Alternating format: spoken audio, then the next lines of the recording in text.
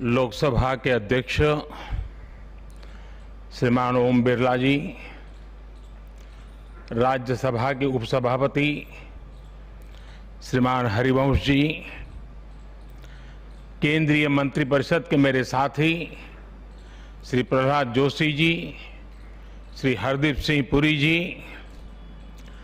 अन्य राजनीतिक दलों के प्रतिनिधिगण, वर्चुअल माध्यम से जुड़े अनेक देशों के पार्लियामेंट के स्पीकर्स, यहां उपस्थित अनेक देशों के एम्बेसडर्स, इंटर पार्लियामेंट्री यूनियन के मेंबर्स, अन्य महानुभाव और मेरे प्यारे देशवासियों, आज का दिन बहुत ही ऐतिहासिक है। आज का दिन भारत के लोकतांत्रिक इतिहास में मील के पत्थर की तरह है। भारतीयों द्वारा भारतीयता के विचार से ओतप्रोत भारत के संसद भवन के निर्माण का शुभारंभ हमारी लोकतांत्रिक परंपराओं के सबसे अहम पड़ाव में से एक है। हम भारत के लोग मिलकर अपनी संसद के इस नए भवन को बनाएंगे और साथियों, इससे सुंदर क्या होगा, इससे पवित्र क्या होगा जब भारत अपनी आजादी के 75 वर्ष का पर्व मनाए तो उस पर्व की साक्षात प्रेरणा हमारी संसद की नई इमारत बने। आज 130 करोड़ से ज्यादा भारतीयों के लिए बड़े सौभाग्य का दिन है, गर्व का दिन है, जब हम इस ऐतिहासिक पल के साक्षी बन रहे हैं। साथियों, नए संसद भवन का निर्माण नूतन और पुरातन के सह अस्तित्व का उदाहरण है।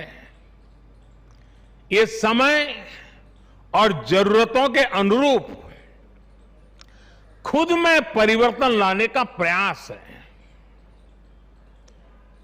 मैं अपने जीवन में वो क्षण कभी नहीं भूल सकता जब 2014 में पहली बार एक सांसद के तौर पर मुझे संसद भवन में आने का अवसर मिला था। तब लोकतंत्र के इस मंदिर में कदम रखने से पहले मैंने सिर झुकाकर, माथा टेक कर लोकतंत्र के इस मंदिर को नमन किया था।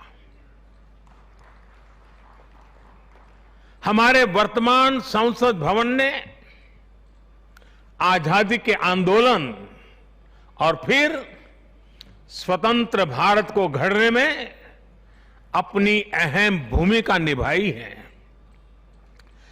आजाद भारत की पहली सरकार का गठन भी यही हुआ और पहली संसद भी यहीं बैठी।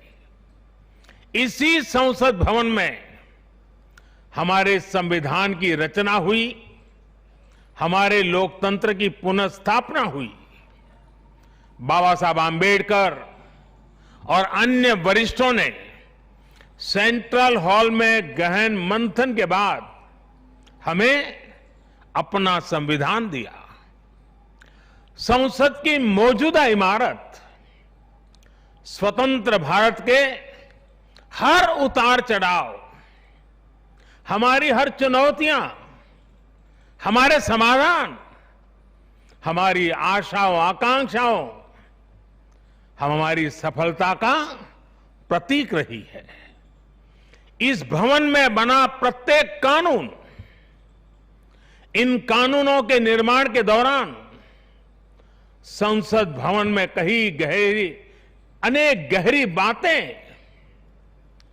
ये सब हमारे लोकतंत्र की धरोहर है। लेकिन साथियों, संसद के शक्तिशाली इतिहास के साथ ही यथार्थ को भी स्वीकारना उतना ही आवश्यक है। ये इमारत अब करीब करीब 100 साल की हो रही है। बीते दशकों में इसे तत्कालीन जरूरतों को देखते हुए निरंतर अपग्रेड किया गया। इस प्रक्रिया में कितनी ही बार दीवारों को तोड़ा गया है, कभी नया साउंड सिस्टम, कभी फायर सेफ्टी सिस्टम, कभी आईटी सिस्टम। लोकसभा में बैठने की जगह बढ़ाने के लिए तो दीवारों को भी हटाया गया। इतना कुछ होने के बाद संसद का ये भवन अब विश्राम मांग रहा है। अभी लोकसभा अध्यक्ष जी भी बता रहे थे कि किस तरह बरसों से मुश्किलों भरी स्थिति रही है। बरसों से नए संसद भवन की जरूरत महसूस की गई है। ऐसे में ये हम सभी का दायित्व बनता है कि 21वीं सदी के भारत को अब एक नया संसद भवन मिले। इसी दिशा में आज ये शुभारंभ हो रहा है और इसलिए आज जब हम एक नए संसद भवन का निर्माण कार्य शुरू कर रहे हैं तो वर्तमान संसद परिषद के जीवन में नए वर्ष भी जोड़ रहे हैं। साथियों, नए संसद भवन में ऐसी अनेक नई चीजें की जा रही हैं जिससे सांसदों की एफिशिएंसी बढ़ेगी, उनके वर्क कल्चर में आधुनिक तौर तरीके आएंगे। अब जैसे अपने सांसदों से मिलने के लिए उनके संसदीय क्षेत्र से लोग आते हैं, तो अभी जो संसद भवन है उसमें लोगों को बहुत दिक्कत होती है। आम जनता को दिक्कत होती है, नागरिकों को दिक्कत होती है।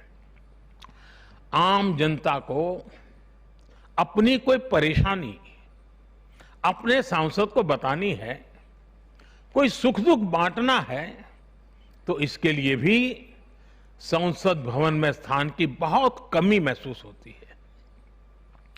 भविष्य में प्रत्येक सांसद के पास ये सुविधा होगी कि वो अपने क्षेत्र के लोगों से यहीं निकट में ही, इसी ये विशाल परिसर के बीच में ही उनको एक व्यवस्था मिलेगी ताकि वो अपने संसदीय क्षेत्र से आए लोगों को उनके सुख दुख बांट सके। साथियों, पुराने संसद भवन ने स्वतंत्रता के बाद के भारत को दिशा दी, तो नया भवन आत्मनिर्भर भारत के निर्माण का गवाह बनेगा। पुराने संसद भवन में देश की आवश्यकताओं की पूर्ति के लिए काम हुआ, तो नए भवन में 21वीं सदी के भारत की आकांक्षाएं पूरी की जाएगी। जैसे आज इंडिया गेट से आगे नेशनल वॉर मेमोरियल ने राष्ट्रीय पहचान बनाई है, वैसे ही संसद का नया भवन अपनी पहचान स्थापित करेगा। देश के लोग, आने वाली पीढ़ियां नए भवन को देखकर गर्व करेगी कि ये स्वतंत्र भारत में बना है। आजादी के 75 वर्ष का स्मरण करते हुए इसका निर्माण हुआ है। साथियों, संसद भवन की शक्ति का स्रोत उसकी ऊर्जा का स्रोत हमारा लोकतंत्र है। आजादी के समय किस तरह से एक लोकतांत्रिक राष्ट्र के रूप में भारत के अस्तित्व पर संदेह और शंकाएं जताई गई थी, ये इतिहास का हिस्सा है। अशिक्षा, गरीबी, सामाजिक विविधता और अनुभवहीनता जैसे अनेक तर्कों के साथ ये भविष्यवाणी भी कर दी गई थी कि भारत में लोकतंत्र असफल हो जाएगा। आज हम गर्व से कह सकते हैं कि हमारे देश ने उन आशंकाओं को न सिर्फ गलत सिद्ध किया है, बल्कि 21वीं सदी की दुनिया भारत को अहम लोकतांत्रिक ताकत के रूप में आगे बढ़ते हुए देख भी रही है। साथियों, लोकतंत्र भारत में क्यों सफल हुआ, क्यों सफल है और क्यों कभी लोकतंत्र पर आंच नहीं आ सकती, ये बात हमारी हर पीढ़ी को जानना समझना बहुत आवश्यक है। हम देखते सुनते हैं दुनिया में 13वीं शताब्दी में रचित मैग्ना कार्टा की बहुत चर्चा होती है। कुछ विद्वान इसे लोकतंत्र की बुनियाद भी बताते हैं, लेकिन ये भी बात उतनी ही सही है कि मैग्ना कार्टा से भी पहले 12वीं शताब्दी में 12th सेंचुरी में ही भारत में भगवान बसवेश्वर का अनुभव मंटपम अस्तित्व में आ चुका था। अनुभव मंटपम के रूप में उन्होंने लोक संसद का न सिर्फ निर्माण किया था, बल्कि उसका संचालन भी सुनिश्चित किया था। और भगवान बसवेश्वर जी ने कहा था, ये अनुभव मंटप जनसभा नादिना मट्टू राष्ट्रदा उन्नति के हागु अभिवृद्धि के पुरगावगी केलसा मादत था दे। यानी ये अनुभव मंटपम एक ऐसी जनसभा है जो राज्य और राष्ट्र के हित में और उनकी उन्नति के लिए सभी को एकजुट होकर काम करने के लिए प्रेरित करती है। अनुभव मंटपम लोकतंत्र का ही तो एक स्वरूप था। साथियों, इस कालखंड के और पहले जाएं तो तमिलनाडु में चेन्नई से 80-85 किलोमीटर दूर उत्तरा मेरूर नाम के गांव में एक बहुत ही ऐतिहासिक साक्ष्य दिखाई देता है। इस गांव में चोल साम्राज्य के दौरान 10वीं शताब्दी में पत्थरों पर तमिल में लिखी गई पंचायत व्यवस्था का वर्णन है, 10th सेंचुरी।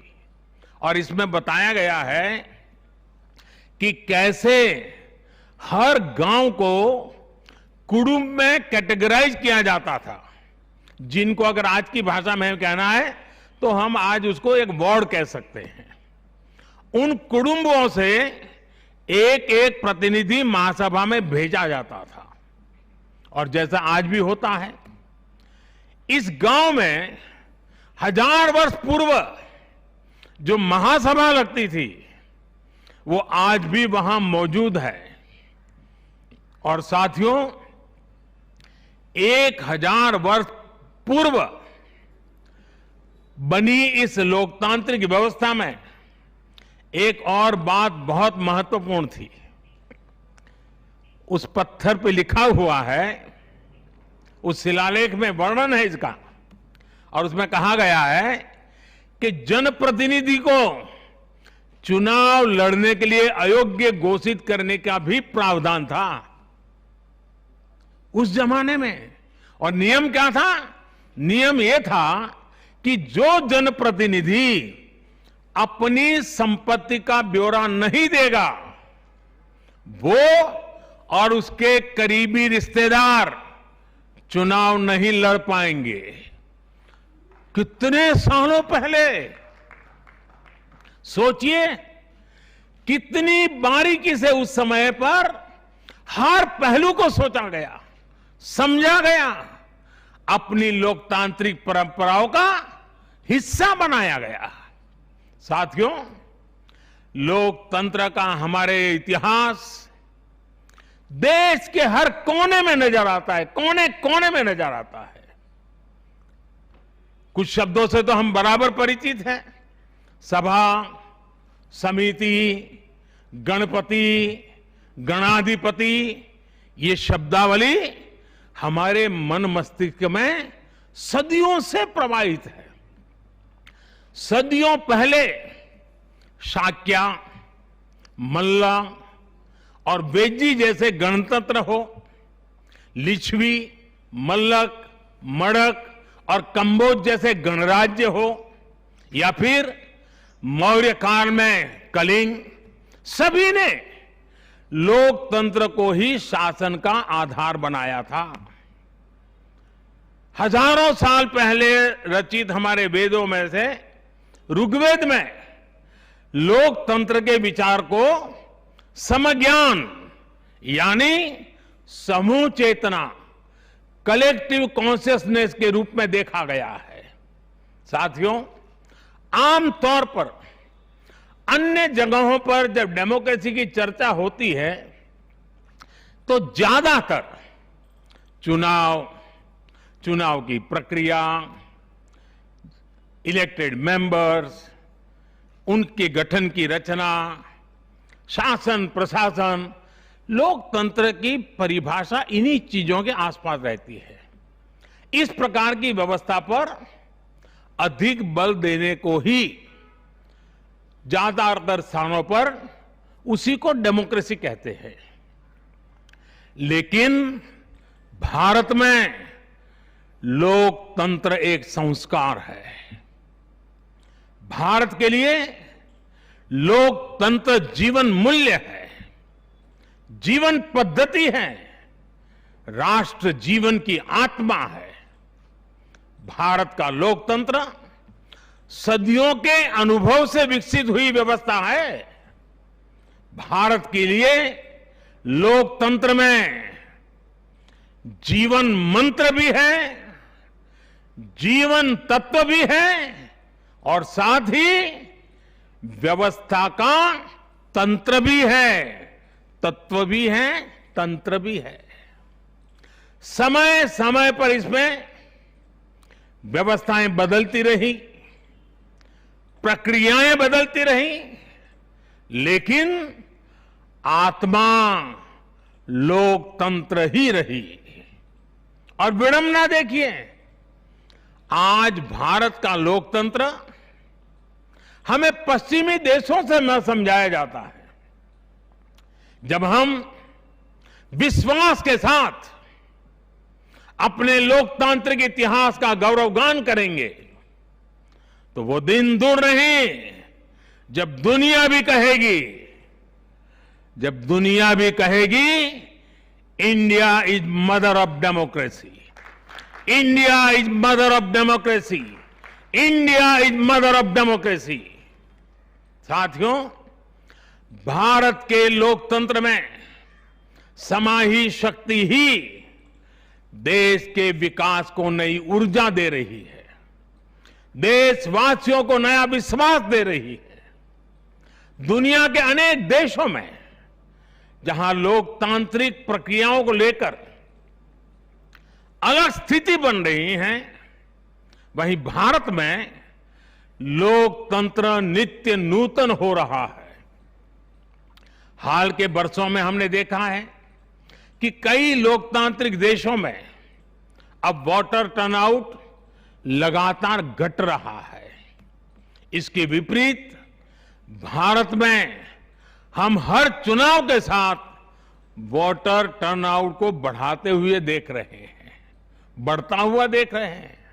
इसमें भी महिलाओं और युवाओं की भागीदारी निरंतर बढ़ती जा रही है।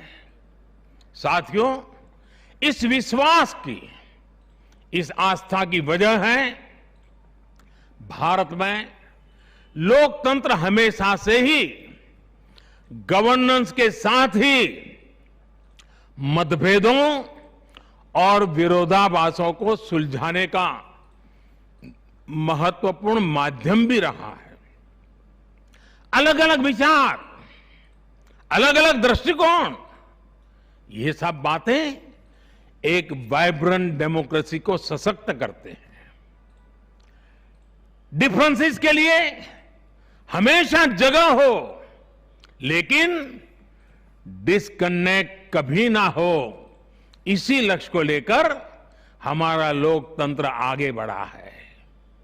गुरु नानक देव जी ने, और बड़ी सटीक बात कही है, गुरु नानक देव जी ने भी कहा है, जब लग दुनिया रही है नानक, जब लग दुनिया रही है नानक, किछु सुनिए किछु कहिए। यानी जब तक संसार रहे तब तक संवाद चलते रहना चाहिए। कुछ कहना और कुछ सुनना, यही तो संवाद का प्राण है, यही लोकतंत्र की आत्मा है।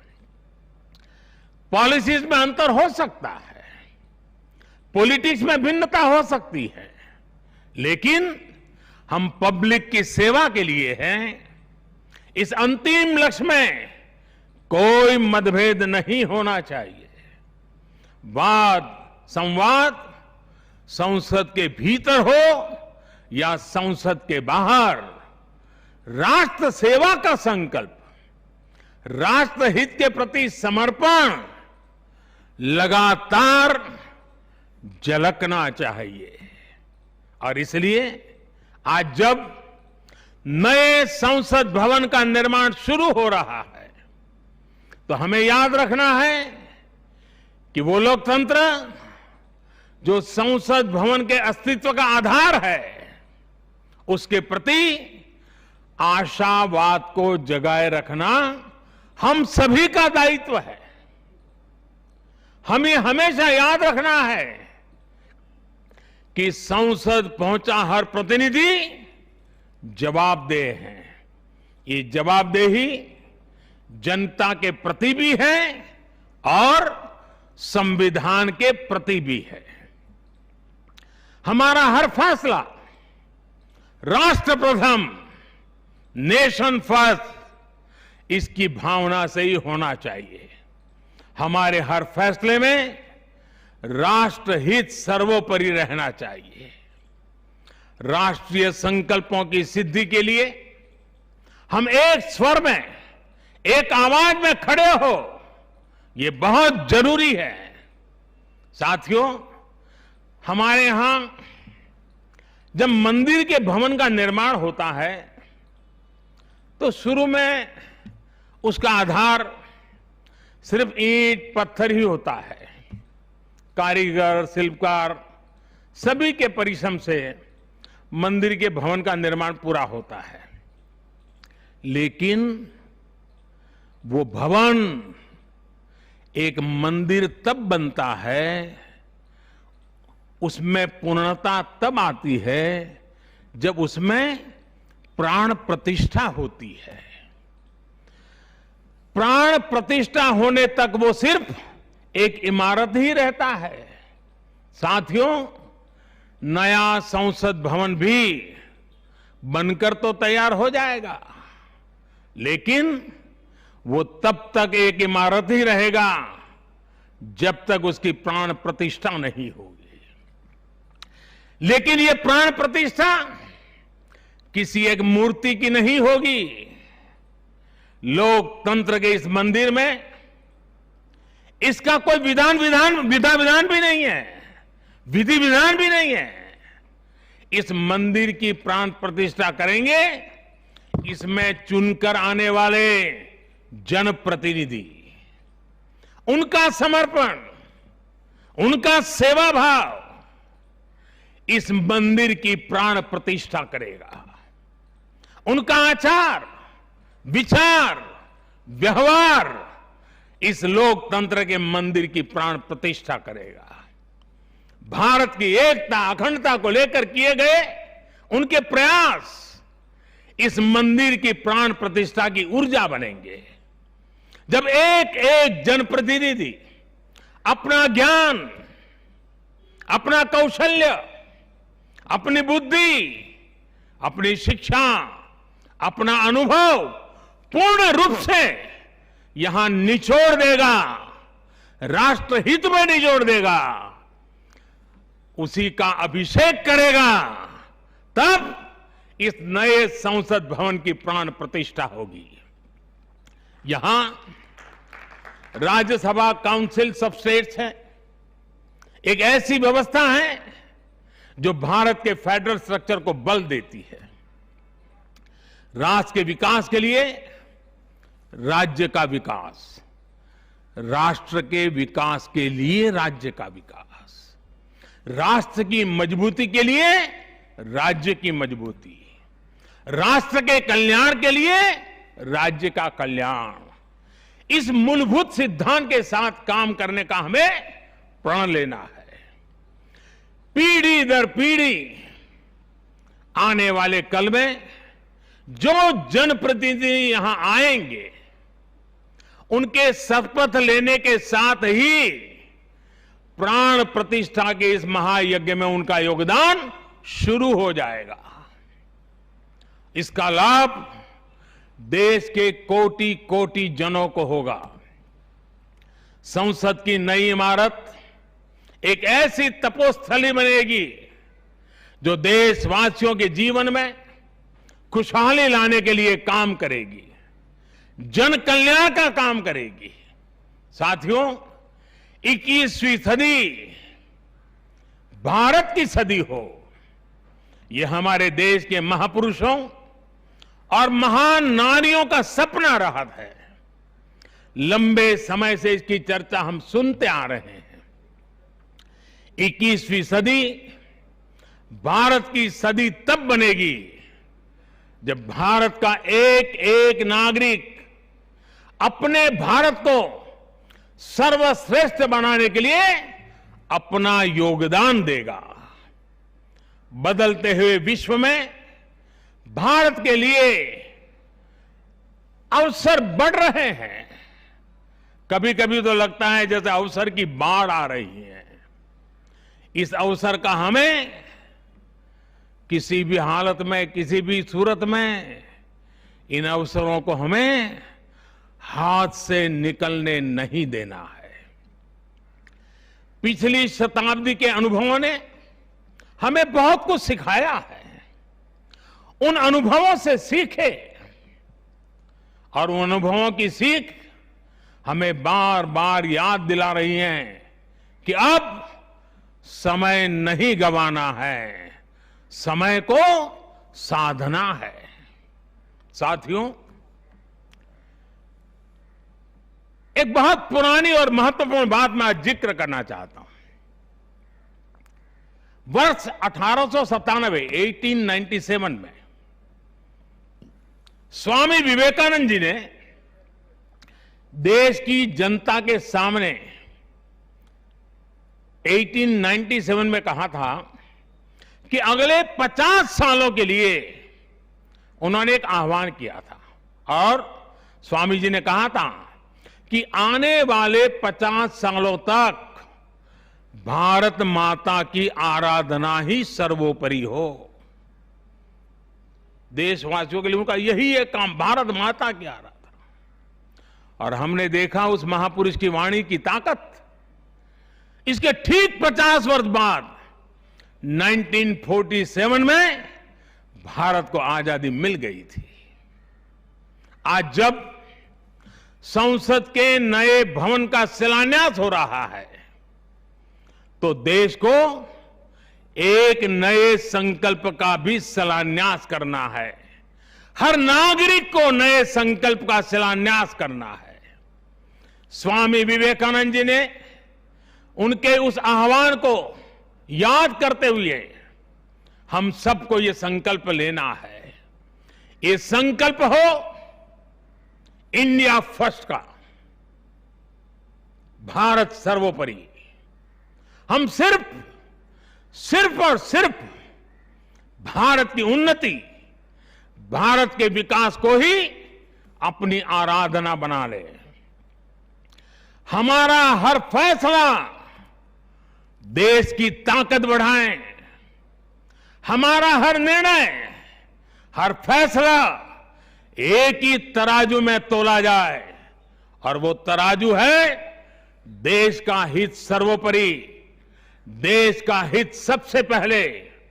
हमारा हर निर्णय वर्तमान और भावी पीढ़ी के हित में हो। साथियों, स्वामी विवेकानंद जी ने तो 50 वर्ष की बात की थी।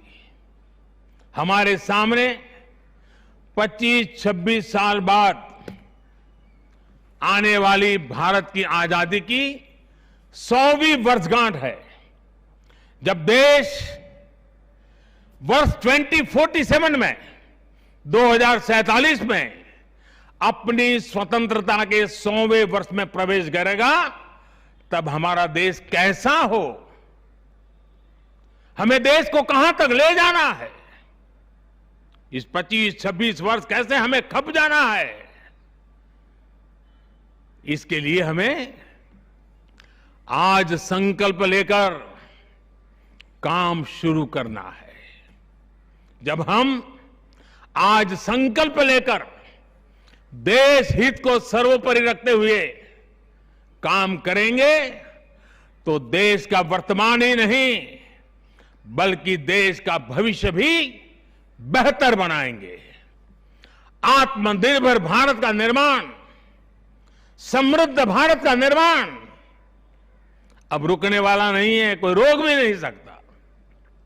साथियों, हम भारत के लोग ये प्रण करें, हमारे लिए देश हित से बड़ा और कोई हित कभी नहीं होगा। हम भारत के लोग ये प्रण करें, हमारे लिए देश की चिंता अपनी खुद की चिंता से बढ़कर होगी। हम भारत के लोग ये प्रण करें, हमारे लिए देश की एकता अखंडता से बढ़कर कुछ नहीं होगा।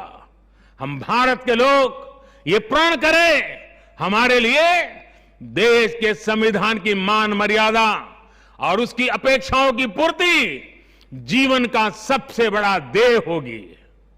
हमें गुरुदेव रविन्द्रनाथ टैगोर की ये भावना हमेशा याद रखनी है। और गुरुदेव रविन्द्रनाथ टैगोर की भावना क्या थी? गुरुदेव कहते थे, एकोता उत्साहो धरो, एकोता उत्साहो धरो, জাতীয় উন্নতি করো,